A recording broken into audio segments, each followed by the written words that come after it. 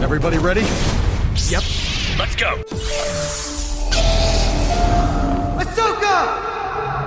4 Midwest Guys presents Star Wars Rebels HQ. Battles leave scars.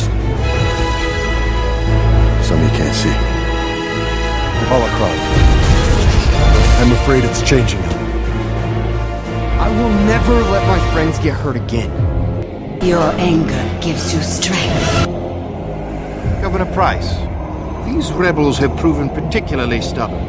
How do you intend to solve this problem? I need someone who sees a bigger picture. To defeat an enemy, you must know them, not simply their battle tactics, but their history, philosophy, art. I must become more powerful. Split the treasure. Oh, That's a classic. One last glorious day in the Grand Army of the Republic. Jedi and Sith, the light and the dark. They'll be the architects of their own destruction. The key to destroying the Sith.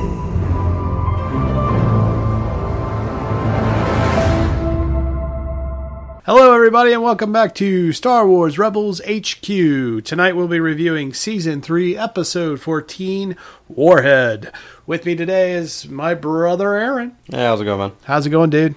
I'm doing all right. Hanging in there? Welcome back to the show. Yeah. Yeah. Took a few episodes off. Took a couple off, but we're welcome to have you back. And as it's like a revolving door around here, it's a hard time getting all three of us together these days, but Mr. Ankenbauer's working a little overtime, so he cannot be with us. So Can't really choose when that happens. no, so work Especially hard. depending on where you work.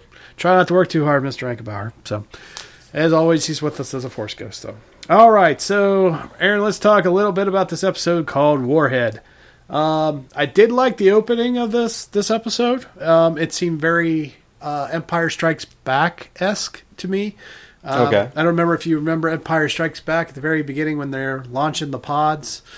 I kind of remember it, but I didn't make the connection at the time when I was viewing the episode. But it was they even used this. They used hints of the original music from that particular scene, even. Or like little cuts of it, or like kind of more downplayed, more subtle background. Kind of version. subtle in the background. It's not exactly it, but they recreated.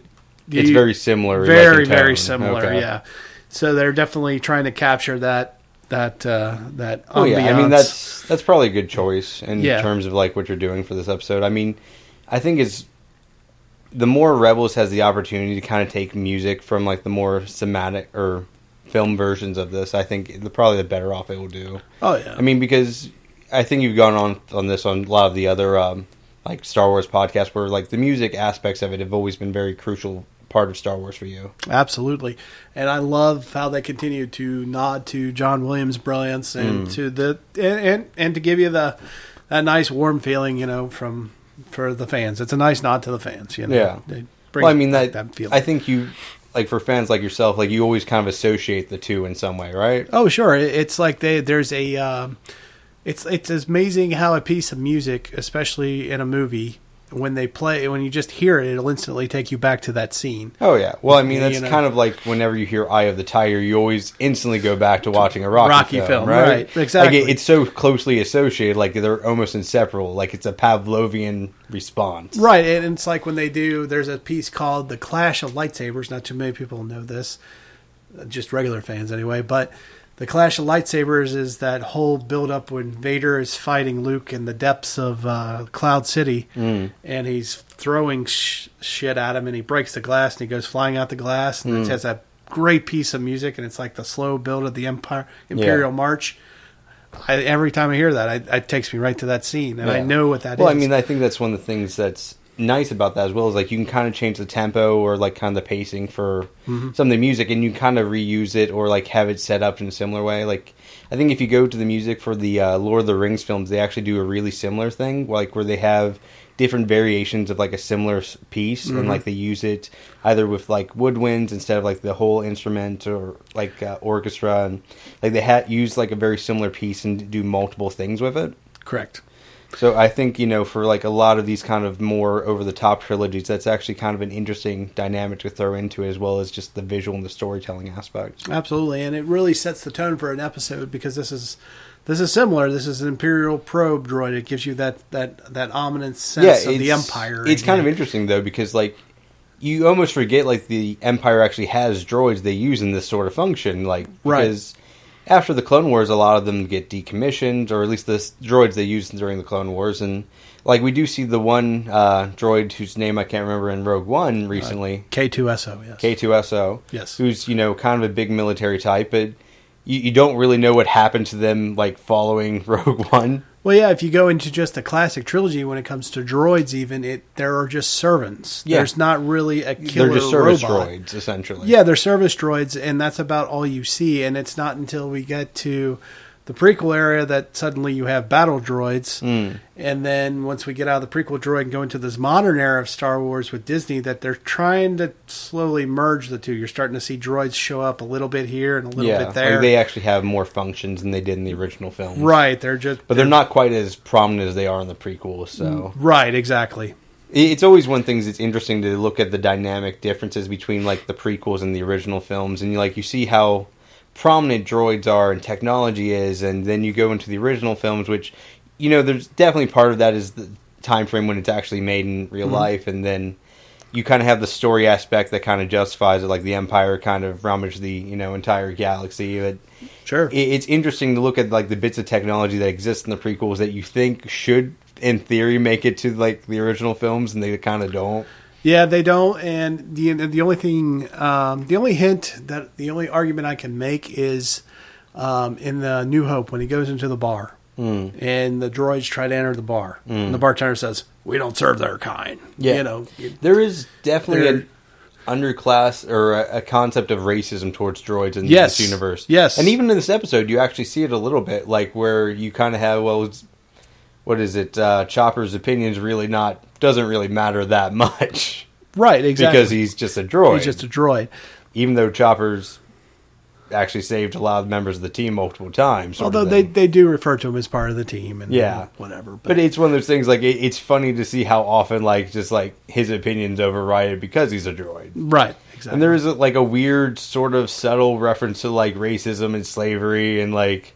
A little bit. Like, it's not overtly political, but there's that aspect of it there. Oh, sure. I mean, when you look at how Luke Skywalker treats R2-D2, he's kind of like a buddy robot that he loves. He's like a pet. He treats him like a pet, and he's just kind of there as a pet. He's there to help him and, do his dirty work for him, but, he's a pet. He's not really a person. He's that's about the best you get out of him. That's from Luke Skywalker of all people in the series. Like, that's really the best droids are treated too. Right. So right. So anything below that, and it gets worse and worse. It's just eventually just like, oh, fuck it, let's let the droids blow up and destroy a ship. We don't care about that droid. It's just a droid.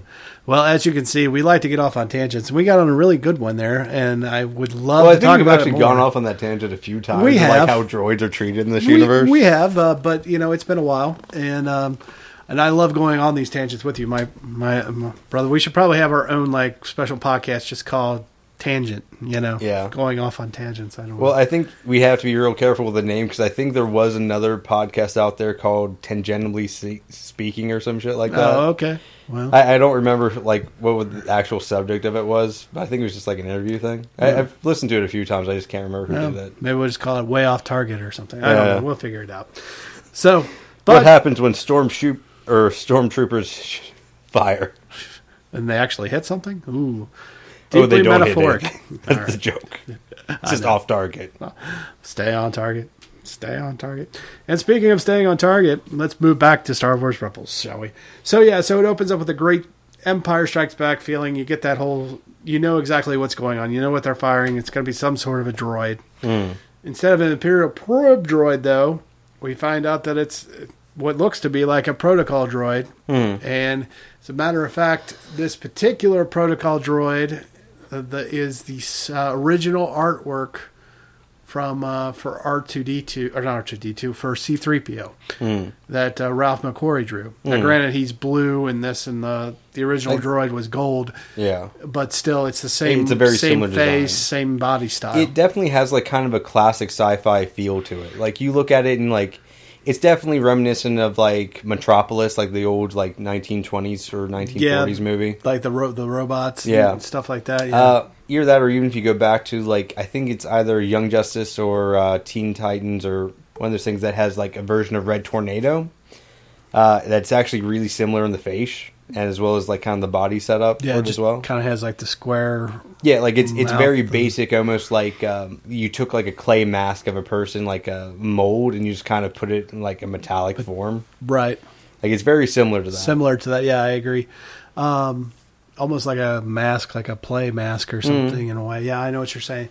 Like not quite like the Roman death mask sort of things where it actually would incorporate details. Not like that, but like a Greek mask they would wear in a play like or it's something. very kind of plain, just blank face sort of thing. Yes, agreed. But we find out that these droids are, it's actually a killer droid.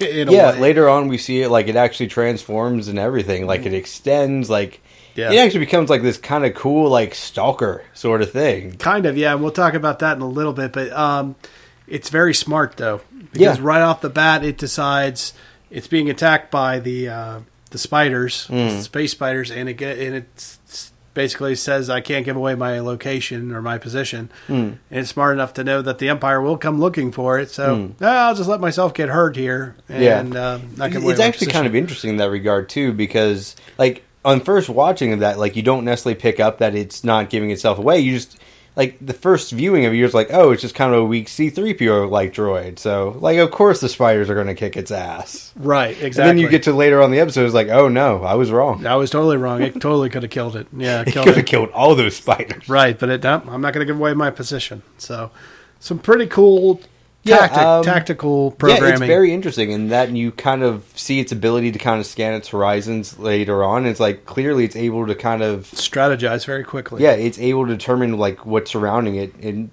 brief seconds. Like it's. Oh yeah. I mean, we'll go into that more later, but it's actually quite impressive for a droid, and like even the other droids seem moderately impressed with it. Oh yeah, because he takes the inventory like that. Yeah. With AP. So later on, so. Yeah, it's designed to make strategy and tactical, I think, decisions. I mean, and we've seen a couple strategy droids throughout the season, like even some left over from the Clone Wars, and like you look at how quickly this thing works, and it's like clearly it's an upgrade over older models. Older models, yeah. Maybe same a little bit of that technology. Who knows? So the next scene, we get into the whole. Well, I'm sorry, but you really need to stay here. You're the chief of security. The opening for the episode, or like kind of the setup for the rest of the episode. The setup of why Zeb has to stay even though it kind of just works because that's how it's written to work. Like if we're being honest. And I know it's why it was in there. It was just kind of like, okay, we're just going to throw it in your face. We're not going to do anything subtle. This is why it's happening, and we're not going to give you anything. The rest of the crew's doing some sort of training thing that doesn't need to be explained. Yeah, we're going off on a training mission, and you need to stay. But I don't want to go. Well, too bad. Too bad. Yeah, I actually thought that was a little.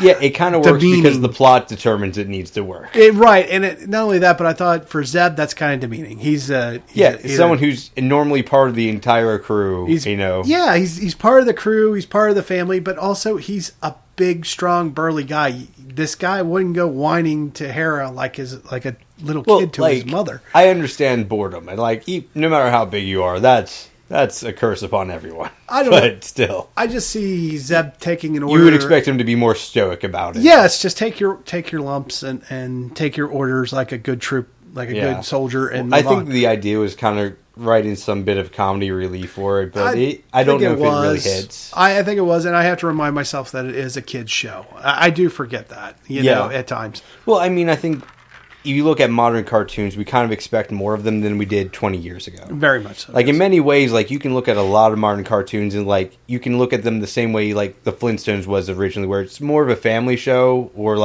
it's a show for everyone. It's just different audiences are going to pick up different aspects of it. Yeah, I guess. I mean, it just, like I said, to me, it was.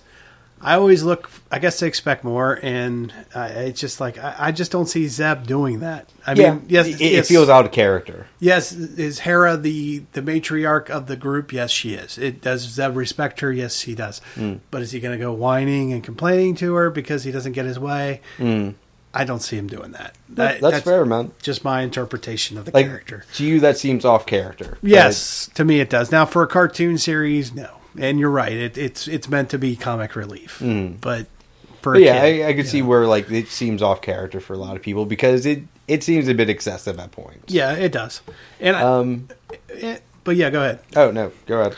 But speaking of banter, though, I did like in this episode the banter between Zeb and AP5. I did enjoy that. I thought that was good banter. Yeah, it was amusing, and like I like AP5 as a character, even though he does come across as a tad annoying at points. At times, yes. Yeah. Like he can be a bit like too much, but at the same time, like it's an amusing character, and it's a nice change in personality for that universe because you don't really have anyone that's that sort of like annoyed, depressed sort of thing. Character in Star Wars, no, it doesn't really exist. No. Yeah. So he's kind of unique, and that's what gives him a nice... Yeah, I mean, I think that's one of the reasons, you look at different characters like Hanzo, and like he's kind of unique to the universe, and you're like, well, that's one of the reasons you like him is because like he's kind of unique. He's like throws a different element. Yes. It's not the same old personality type that you're used to seeing within the storylines. AP5 is a much more depressed C-3PO. C-3PO gets minorly depressed from time to time. It's our lot in life to suffer this way, but he's still a protocol. Yeah, but like you look at AP5 and there's like a real ego and narcissism there that C-3PO does not have. No, not even a little bit. Like AP5's like, I'm clearly better than you all. Yes. And I'm amazed you don't recognize this. And I don't know how you've survived this long without me. Yeah. Precisely, yeah. The superior. Like, it's an interesting, like, kind of dynamic, especially having it, like, kind of in the underdog team, essentially. Yeah, it is. You're right. He's kind of... And I just like how he bounces off Zeb, because Zeb is... Yeah, you have Zeb as kind of a rough kind of personality type, and versus someone who's kind of, like, snooty. Yeah, very snooty versus very rugged. And it works pretty well. Yeah. Yeah, so I did enjoy the banter quite a bit and the back and forth. Yeah, but it's also a personality type that kind of goes well with Chopper as well. Like, where they kind of see them kind of fighting and bickering between AP5 and Chopper, but it kind of makes sense and it works with the characters and it's still pretty amusing. Well, I thought Sabine put it best on, I think it was a couple episodes ago. It's like AP5 and Chopper were made on the same assembly line. They're perfect. They're both match. Weird for their types. Yes, and they're a nice compliment. It's just AP5, you can understand everything that he says, where in Chopper, you just have to go by the tone of his essentially, womps. It's the same R2-D2 model where it's like, you're just getting the tone, and it kind of allows you to interpret what he's actually saying. Right, exactly. Like it allows you to project yourself into the character a little. Yeah. Even though it's a small droid. Smaller droid, but still. So, but yeah, they make a nice combination. Another C-3PO R2 for Rebels. I don't know. I actually think I like that combination more than I like C-3PO and R2. Really? Yeah. I'm still partial to C-3PO and R2 just because of probably my childhood. But you're probably right. I don't want to admit it, but yeah. Well, I mean, I think the part of the reason is like as narcissistic and snooty as like AP5 is, I actually think he's the less annoying character than C-3PO is, and I think that's a good part of it. Well, I think it's because C-3PO is a complete and total weakling, for starters. I think where AP5 has a little bit of balls behind him. Yeah. Even if it is from a snooty, superior... It's like ego running wild. It's like, point of view. All right, fine. This is a combat scenario. I have a gun. Let's see where this goes. I mean, when C-3PO is presented with a rough situation... Let's surrender. Yeah. Whereas AP5 at least seems like he's analyzing the situation, seeing if he can get away or, survive the scenario. Exactly. Yeah. But so again, trying to get back on track. So they find the droid. Obviously, he's been disabled. He's been hurt. They do a quick analysis of him, actually Zeb decides to take him home, essentially. Well, yeah, him and without Chopper have a powering him up. disagreement over it. Right. Chopper has a little tiny hammer, wants to kill him. Wants to disassemble him pretty quickly. Yeah, and honestly, I don't think Zeb's wrong in regards to, like, taking the droid and trying to, like, do an analysis. It's just when he gets back to the base, they just reboot it. Well, Whereas, like, I feel like you could just... There's different ways you could analyze it, figure out where it came from, like, maybe disassemble it slightly. Like, there's ways you can go about it, seeing it's useful. And I agree. I would agree with that, but I think AP5 caught Zeb off guard, and because Zeb just asked him, "Well, can you turn him back on?" He's like, "Of course I can with this power unit." Click. Yeah. And next thing you know, he's turned on. So yeah. So it was a little bit of like, I was just kind of curious if we could, but okay. Right. He's sort like, of thing. Well, of course I can with this power unit. Duh. And AP5 was just like, well, of course I can, you idiot. Yeah, here, watch. It's not hard at all. Power, droid, on. And of course, at first he has amnesia, and Zeb just Zeb becomes impressed again with his scanning abilities, and he's seeing how he's even superior to AP5 and AP5's ego, and that's one of the reasons I think he wants to keep him around. Yeah. Because pretty much he's just like, you don't like him, you don't like Chopper, doesn't like you, I like you even more. Good for you. Yeah, and he just looks at him as, well, he must be another inventory droid. So yeah, he's like, why not? Okay, new toaster, whatever. Yeah, why not? You know, AP5, we did it with you, so what the hell? You yeah. know, what's another stray, you know? So, you know, I don't know. I guess I could see Zeb's point of view looking at it like that from that point of view. But at the same time, once you reboot it, you think you would want to run a few more tests on it. Just a few before you just walk away from it. Because there's plenty of droids in this universe that have tracking abilities where you can kind of follow them. Like, you would at least want to make sure that's disabled, right? Well, at the very minimum, turn him off because he has to go get that message from Fulcrum about the droid, but he doesn't know that at the time, but at least shut him down while you're gone. Yeah. Don't leave him with the droids. I mean, don't get me wrong, AP5 and Chopper are very smart, but I would definitely turn him off while I'm away from him. Well, yeah, I mean, I feel like if you're going to reboot him, that's fine, but, like, wouldn't you want to, like, analyze him, see what information he has, what he's programmed to do? Yeah, because clearly AP5 is capable of reprogramming him, and thus capable of just analyzing what he was programmed to do in the first place. Yeah, he can do. He's limited though, which is we'll talk about that a little bit later. But yeah, he can only do certain parts, and I'm granted that's for the plot of the story's sake. Not just that, but like it makes sense. Like there's certain built-in firewalls, like in certain programs, like that. That's actually kind of a logical thing to have, I guess. Okay, I didn't really look at it that way, but yeah. But I mean, like even with like basic computer setups, like you do allow limited access to certain individuals, or like you have different degrees of freedom, certain levels of security. Yeah. It could be. I didn't really quite look at it or think about it like that at the time, but I guess I should have.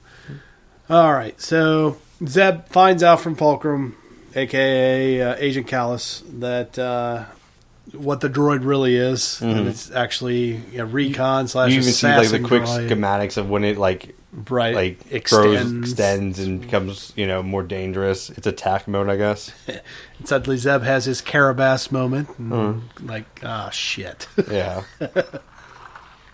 It's fun of all the small words you use in place of curse words, and yet they still work just as well. Yeah, the tones work just as well. Yeah. It's just like, what was it, Battlestar Galactica, instead of saying fuck, said frack. Yeah. Worked just as well.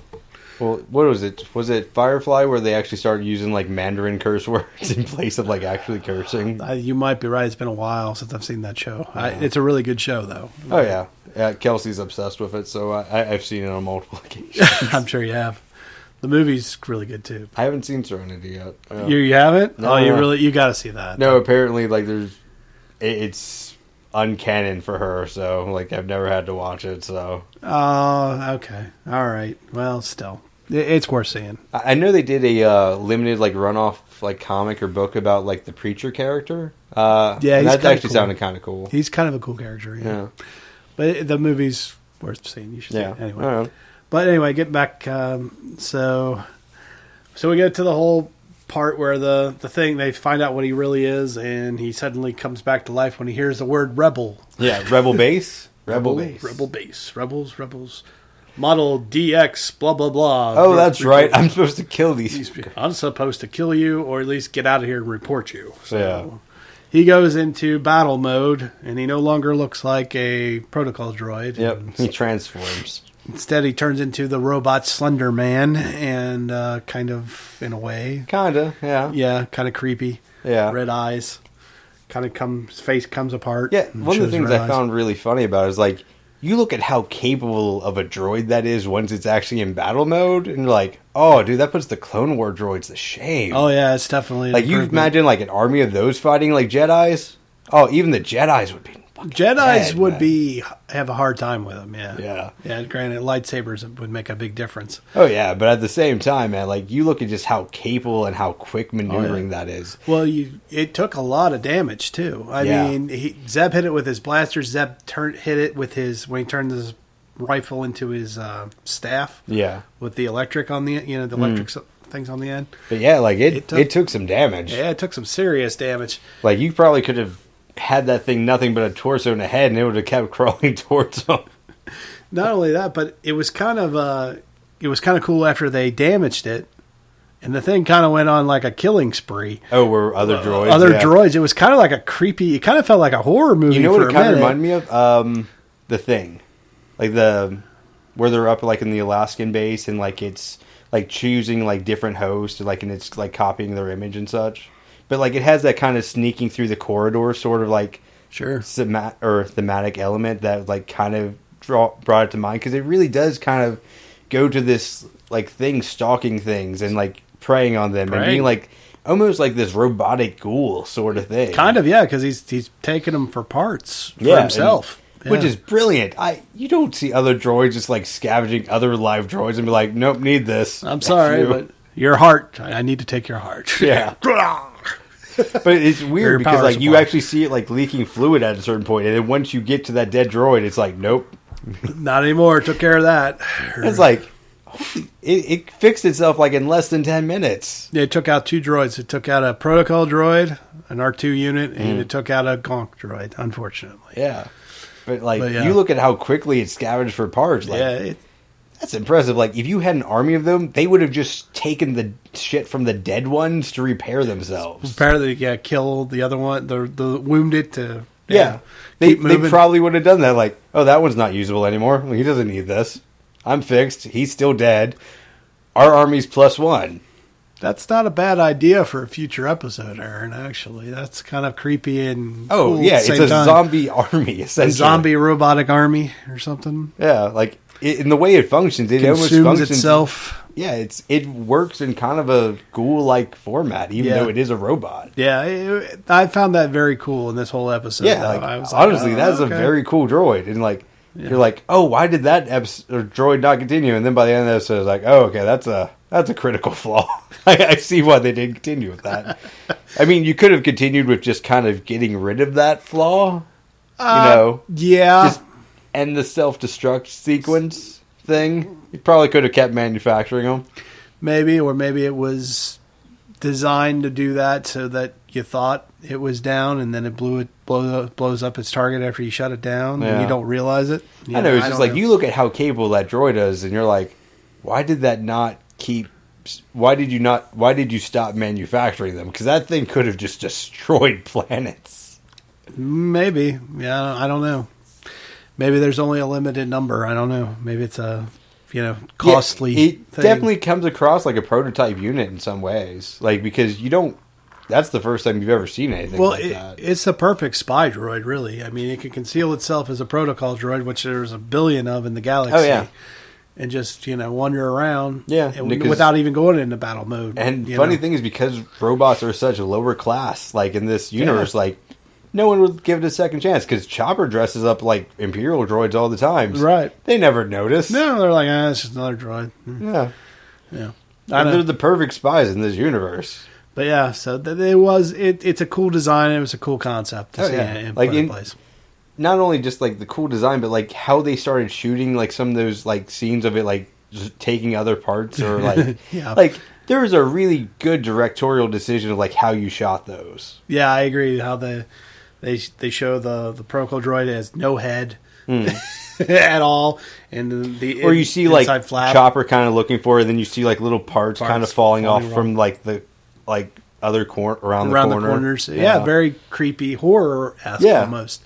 Yeah, so I thought it was kind of cool. We've never seen that before in Rebels, that's for sure. Nothing like a horror scene anyway. I mean, not unless you count the spiders, but it didn't really shoot it that well. No, because you can't... Yeah, I mean, that really came across more like just generic fantasy. On this show, you could never do with human beings, what they did with these robots. Oh, just like the robot eating the other robots. Right, exactly, essentially. You wouldn't be able to do that with people, and not on a kids show, not on Disney XD. So this is as close to horror as you're ever going to get. Yeah. Once again, like if Star Wars ever starts expanding into the like other shows, like you're really kind of hoping for a Netflix/HBO sort of thing. Someday that way you could allow for something to be a bit more gory. Absolutely, I would love that. I don't know. Do you think that would like kind of kill like kind of how it's set up if it goes like too dark? You have to, if you're going to go super dark with a Star Wars storyline, you're going to have to find a way to separate it from the rest of the storylines. Okay. In order to keep content and keep the feel. If you're going to go dark, you need to go marooned on some random planet in the middle of nowhere. You know, and you have to stay there. Like it has to be like just a very generic thing. Like you wouldn't expect that from just like Star Wars Underground or Underworld. Well, if you do the Underworld theme, you can go darker, but you couldn't do horror. Yeah. If you want to do horror, you've got to put them on a planet. I don't know. I feel like there's a lot of sci-fi shows that have had like a couple episodes where it goes kind of horror themed pretty easily because you have like those sort of creatures in their universes. Well, you can. That's what I mean. You'd have to do it on like a solitary planet away from everything else. Like, well, I don't know. I mean, what was it? You can't really... Was it Star Trek that had Borg, or was that... Yeah, Star Trek did the Borg. Okay. Yeah. And I mean, you look at Firefly, they had Reavers. Like, you have like those sort of creatures in the universe. I feel like you can do like a really similar thing to what this episode did. Yeah, but I don't think you could do that. You couldn't have zombie like eating creatures all over the Star Wars galaxy. I just don't think that would work. Like it'd have to be contained to like a planet's atmosphere or something. Or it has to be contained to a random planet in the middle of nowhere. Okay. That's the only way that works in the current Star Wars environment. In the way in the tone the Disney setting, and really the way George even said it from the So you don't expect to have that kind of what we have for like Marvel TV versus film, whereas like you can allow some of the Marvel TV shows to go a lot darker? Yeah, I think you can go darker, but you can't go horror level. Okay. And then that's kind of where I'm sticking my point to is the horror level of darkness. You can't really go that dark. I don't know. You can for an episode, but again, it can't be. It's got to be something special. It can't be something common throughout the universe. It can't be like reefers are in the Firefly galaxy or something along those lines. Fair enough. So, but again, I digress, and again we go back to. So Zeb finally comes up with a plan, and his plan is to simply, I'm going to grab it. You can disable it, right? Yeah, I can disable it. I think. Yeah, it was kind of on the fly sort of plans. Like, and even AR is kind of like, wait, that's it? That's your plan? That's the whole plan. You're going to grab it. I'm going to disable it. Okay. Like, I can do it, but like, really, that's your plan is just to catch it. Yep. Okay. And it worked, to his credit. Kind of. I mean, they disabled it. Yeah. So, of course, the minute they turn him off... Of course, Zeb took a couple, like, hits in the process. Yeah. Like, it was not an easy task on his part. But he kind of just powers through it, essentially. He finally just... I've got him. All right. Turn him off. You know, and he finally gets him. Yeah. You know, I guess in a wrestling lock. It's kind of fun just watching AP5 trying to figure out how to get around and like to the spot he needs. Like you see him just kind of slowly walk around, like to like reach underneath to the back of his head. He's like, "Come on, hurry up!" Excuse me, but so they turn it off, and immediately they find out he goes into bomb mode. Yeah. And which I guess is some sort of anti-capture programming that's how they describe it, and they're like, okay, that kind of makes sense. Like, especially if that's a prototype, you don't want that technology going to other like resistances or whatever. I kind of see it. But the one thing I found funny is, and the one thing that these that the rebels have yet to learn about AP5 is AP5 doesn't reveal everything at once. He just gives the information as it comes, or as it flows. He kind of gives the information as it seems like it's needed, or Precisely, as requested. after it happens. So, again, it's like you would think you'd learn with AP5 now. Okay, tell me everything you know about this particular you would ask questions thoroughly, because he's going to be brief. Yeah.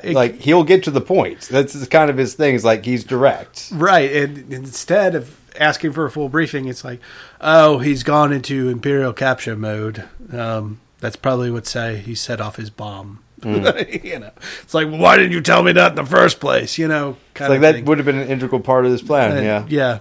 So. I don't know. Does the fact that Chopper's able to just kind of temporarily freeze the bomb seem a bit convenient? Yeah, but I thought, okay, if you're going to put a bomb countdown, how do you stop it without AP5 being able to reprogram it? Yeah, it that's fits one the way. Storyline, Fits the fine, storyline. but it's one of those things that's a little have we ever seen Chopper freeze anything? No, that's a new power of his. Yeah, it's convenient.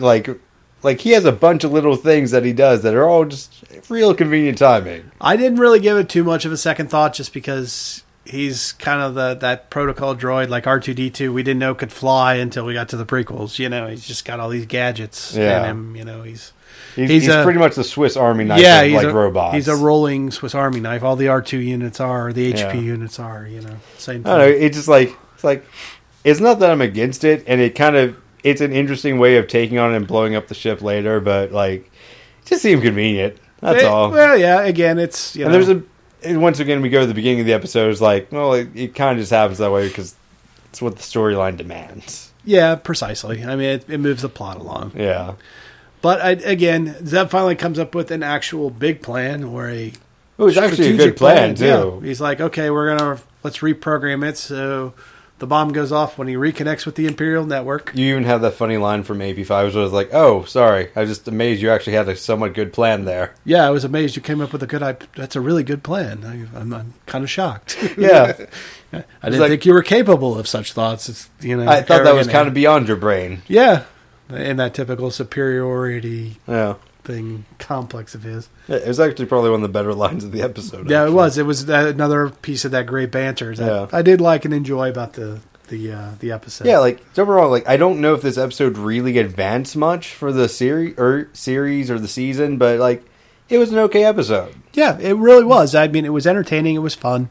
Yeah, I mean, it's just realistically, once we got past the halfway point for the season, I was kind of expecting to progress the greater storyline more, and I don't think we've really seen that so far. Well, yeah, not yet, but we'll get to. Let's hold that for the end. Okay. So, and again, credit to Zeb on an ultimate strategy that ultimately works. Yeah, they're able to. It actually succeeds pretty well, and it looks like it probably takes down most of the ship, if not the entire ship. Yeah, I mean, that's a hell of a warhead inside that robot. Especially because it's next to other droids that also have said warheads. So the whole Star Destroyer just becomes like a chain reaction. Yeah, and Callus's reaction is like, "What just happened?" I was like, "Wouldn't you be like, what the fuck?" Even if you are Fulcrum, you would be like, "Holy shit! Why did that ship just blow up?" I don't know. Maybe that's common. I hope not. I wouldn't want to be on a Star Destroyer if they blow up. Well, I'm just saying, you go back pre-mid-season, you had the entire episode arc that was about malfunctioning equipment because it was kind of tampered with, but. It just shows you if you take away all the armor. I mean, we've already talked about how shitty the stormtroopers armor is because of how cheap it is. I guess they figured they didn't need to put much armor on the inside. So if you blow something up on the inside of the ship, the whole damn thing. I don't know. You think there'd be protocols for cutting parts of the ship off and kind of minimizing damage, especially with ships that large. You would think, the battleships, they have sealable sections and stuff for compartmental damage. So credit to Zeb. It pulls it off. Yeah, arguably that's probably one of the biggest wins for the rebels in a while. It's a pretty good strategy. But speaking of strategy, unfortunately the Empire has Thrawn, and we end up with the episode at the end where Callus says, "You don't seem to be upset, sir, by the loss of the robots and about the ship." Yeah. And then he explains it to him. He goes, "Well, they may have won this battle, but we're going to win the war because I only sent out 94 robots to these 94 planets, so I now know their rebel base, instead of being 1,000 planets, I've narrowed it down to these 94. It's kind of like the net is getting closing and closing in, essentially. Right, exactly. And I don't know. I feel like this is the one scene that doesn't make this episode filler. It doesn't. This is the one thing that makes it actually part of the larger plot. Oh, absolutely, because this is all part of Thrawn's plan. He's, strategizing. Yeah, he lost 94 robots and a Star Destroyer, but he just took the galaxy. He might have lost 94 robots. Maybe. We don't know how many were actually on board. That's true. But there might be 50 out there. But we're assuming still that he brought up at least 9. Well, no, because he says he's narrowed it down to these 94. Well, that's the planets they were sent out to. So it had to have been one of them that came back. Right, exactly. And if they don't actually have track of all of them at the time, that could be. So to me, that says that 94 of them returned, and that's how he knows. Maybe. Either way, it doesn't matter how you look at it, I guess. But yes, it definitely fits with the character of Thrawn. It kind of redeems the episode in making it not filler. It kind of goes into the little grander plot of it. And I think it's a great way to explain how Thrawn is closing in on him. It's a very interesting thing. It's kind of like... Actually, no, that'd probably be a poor reference since that's going to reference something else. But it definitely does kind of... It makes sense. If you actually throw them out in chunks and you kind of...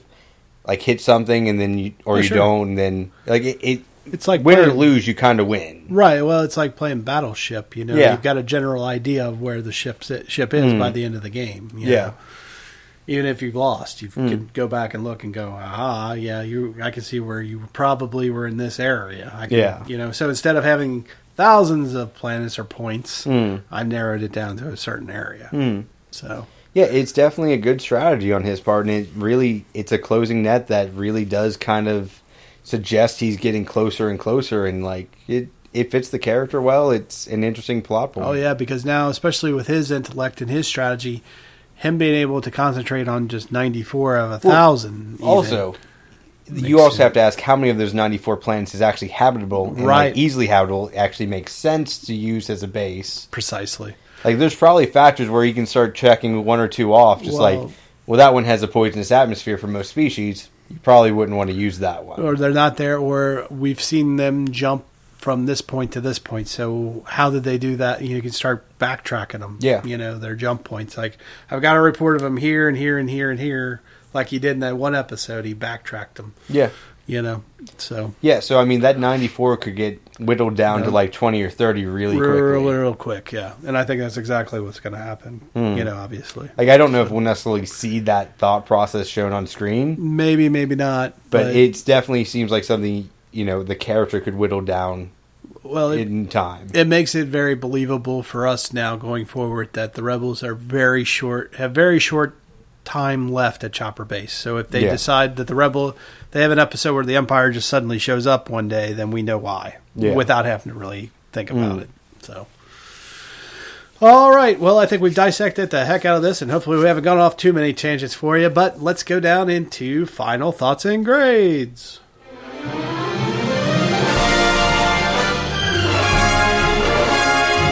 All right, Aaron, final thought and grade for Warhead. Okay. I'd probably give it a B minus maybe. Yeah. There's a lot of this episode that doesn't really add to the greater mythology or the universe. It's kind of entertaining though.